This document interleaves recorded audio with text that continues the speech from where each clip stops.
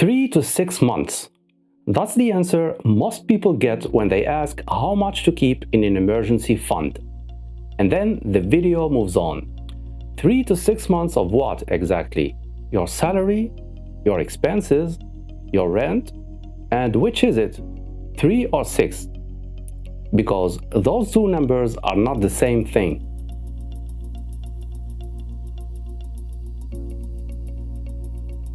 If you earn 3,000 euros a month and your essential expenses are 1,500 euros, 3 months of expenses is 4,500 euros.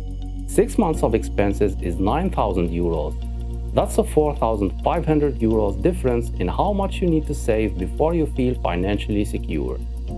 Nobody tells you which one applies to you, and almost nobody explains why the number is what it is. That's what this video is for. By the end of this video, you'll have a formula, not a range, a number, your number, based on your country, your situation, and your life.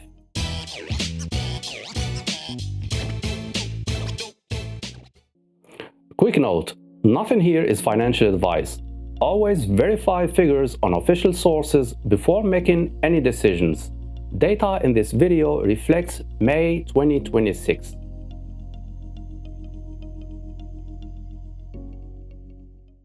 Three things today. First, what the emergency fund is actually protecting against, not what you think it is. Second, the 4 variables that determine your number: country, employment type, household structure, and fixed obligations.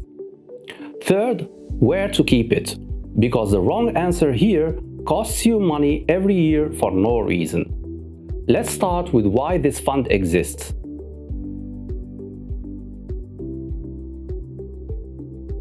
Most people think of an emergency fund as a safety net for bad things happening. That's true, but it's not specific enough to be useful. Here's the precise definition. The emergency fund exists to prevent one specific thing: selling your investments at the worst possible moment. Think about what happens without it. You lose your job, or your car breaks down, or a medical bill arrives. You need 3,000 euros, but you don't have it in cash. So you open your brokerage account and sell 3,000 euros of your ETF. Maybe the market is down 20% at that moment. Maybe it's the middle of a recession, which is also when job losses happen. So you sell at a loss. You crystallize that loss permanently.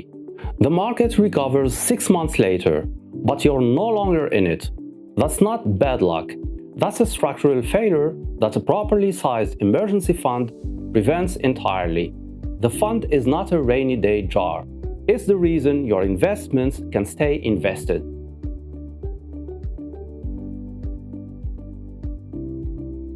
So where does the 3 to 6 months figure come from?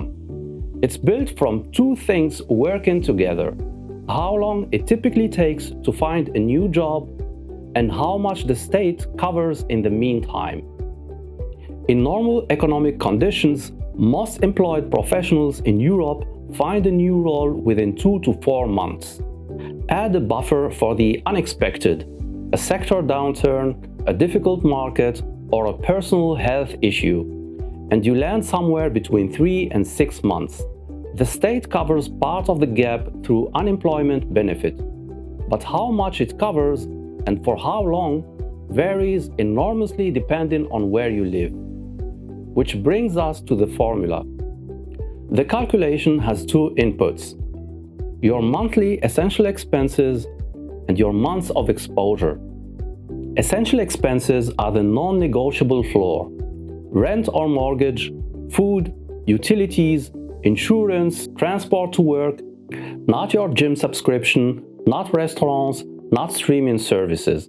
Most people find this is somewhere between 50 and 65% of their normal monthly spend. If you spend 2,500 euros a month normally, your essential floor is probably around 1,400 to 1,600 euros. That's the first number. Months of exposure is the second. And that's where most advice falls apart. because it treats months of exposure as a fixed number, but it isn't.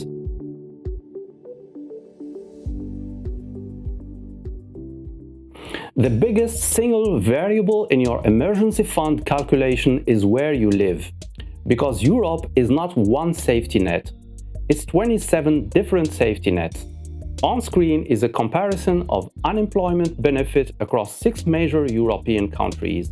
The two numbers that matter are the replacement rate, how much of your salary the state replaces, and the maximum duration, how long it lasts. A few things worth pointing out. Germany is one of the most generous in Europe. Up to 67% of net salary for up to 24 months if you have a long work history. If you're a long tenured employee in Germany, 3 months of your own savings is likely enough. The state covers the rest for a significant period.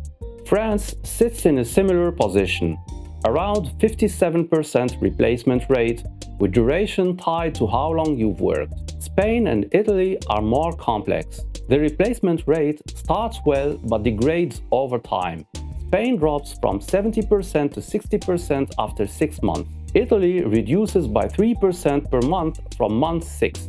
The longer your unemployment extends, the less the state covers, which means your own buffer needs to be larger.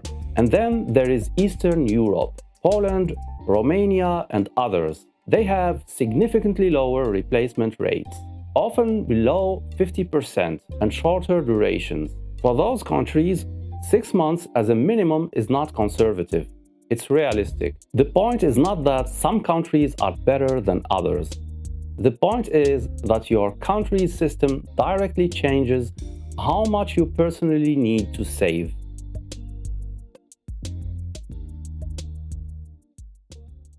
The second variable is how you earn your money. And this is the one that most generic advice ignores completely. If you are a permanent employee, you pay into unemployment insurance. When you lose your job, you claim that insurance. The state covers part of your income while you search.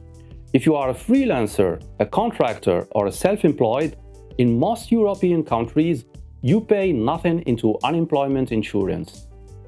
And when your income stops, you get nothing back. No replacement income, no state bridge, just your savings. For a freelancer, the 3 to 6 months figure is not a starting point. It's dangerously low. A freelancer losing their main client or going through a slow period or getting sick needs a minimum of 6 months in cash. Many financial advisors working with self-employed clients recommend 9 to 12. The logic is simple. An employee's income stops suddenly but restores predictably, either through a new job or through benefit. A freelance income fades in and out.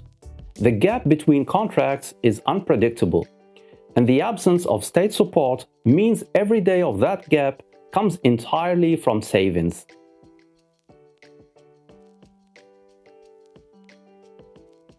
If your household has 2 incomes, your exposure is fundamentally different from a single income household. One income stops, the other continues.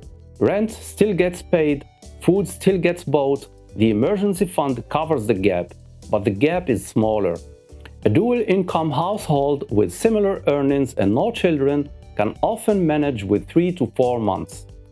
A single income household, whether single person or one partner not working, needs the full 5 to 6 months as a realistic floor.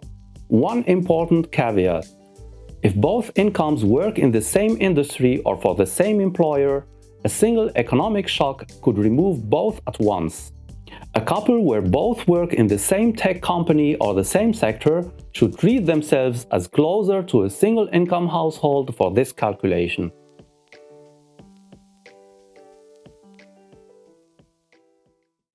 The last variable is the one most people underestimate. Fixed obligations are the costs you cannot reduce quickly in a crisis. A mortgage is the most significant. You cannot call the bank and ask them to pause the payment for 3 months while you sort things out. Of course, you can try. Some banks have hardship provisions, but it's not guaranteed.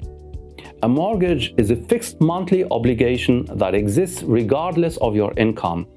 If you have one, add at least 1 month to your emergency fund target. Other fixed obligations to consider: a car finance payment. You need the car to work. School fees for children. Private health insurance premiums that lapse if you stop paying. Each fixed obligation that cannot be reduced or paused in a crisis increases your months of exposure.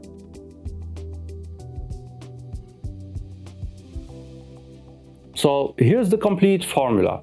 Start with 3 months as a base. Add 1 month if you are a freelancer or contractor. Add 1 month if yours is a single income household. Add 1 month if you work in a volatile industry, tech layoffs, media, construction cycles.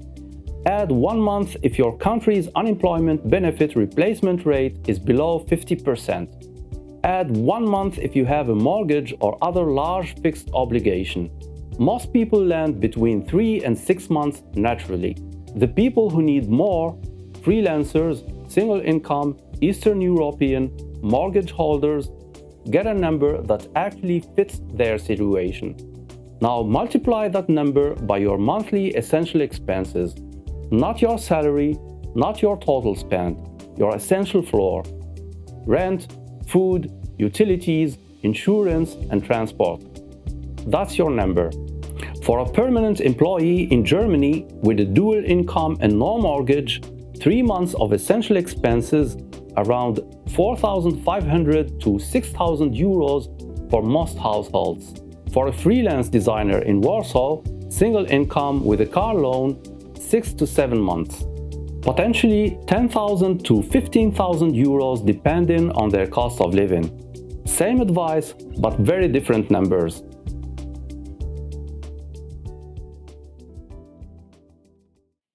The emergency fund has 3 requirements. It must be instantly accessible. It must not be invested in anything that can drop in value. And it must not sit forgotten in an account that quietly loses value to inflation every year.